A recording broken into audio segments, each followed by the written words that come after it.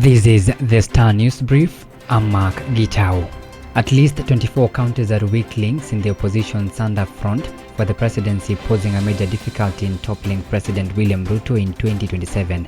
The united opposition, fronted by DCP leader Gachagua, Wiper boss Kalonzo and former Interior Cabinet Secretary Fred Matiang'i, faces an uphill task in these counties. Apart from weak grassroots networks, the yet-to-be formalized alliance lacks dominant regional heavyweights who can secure bloc votes in their areas. The opposition has yet to mount serious campaigns in these regions, although its leaders and supporters repeatedly visit Gachagua's home turf of Mount Kenya and Kalonzo's lower eastern stronghold.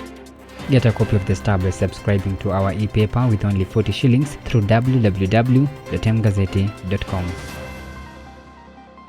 For the past year, the political waters surrounding Deputy President Kithure Kindiki have been tranquil.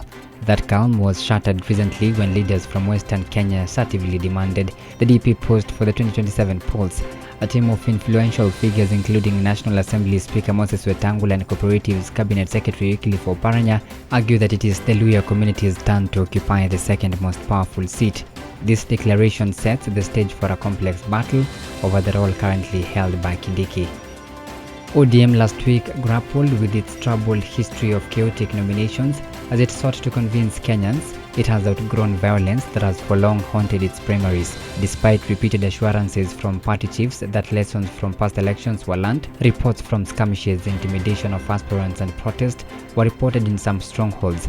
After years of struggle to shake off a tainted image of chaotic and violent primaries, the Orange Party had an opportunity to deliver violence-free nominations. Opinions are, however, divided on the conduct of last week's polls, with some describing it as free and fair and others saying nothing has changed. When Sharon Mbola watched the small robot she had built from scratch roll across the floor, she could hardly believe it. The mathematics and chemistry teacher from Wajir County never imagined herself as a coder. That moment during a coding bootcamp turned her from a curious learner into a digital pioneer determined to bring coding to girls in her community.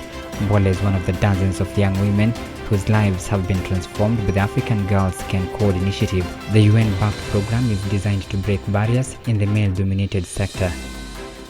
When police flagged down a government Land Cruiser on the dusty Lodwar-Kakuma road in May 2018, what they found inside would trigger a legal battle lasting 7 years. Hidden in gunny bags were 6 AK-47 rifles, 6 magazines and 30 rounds of ammunition.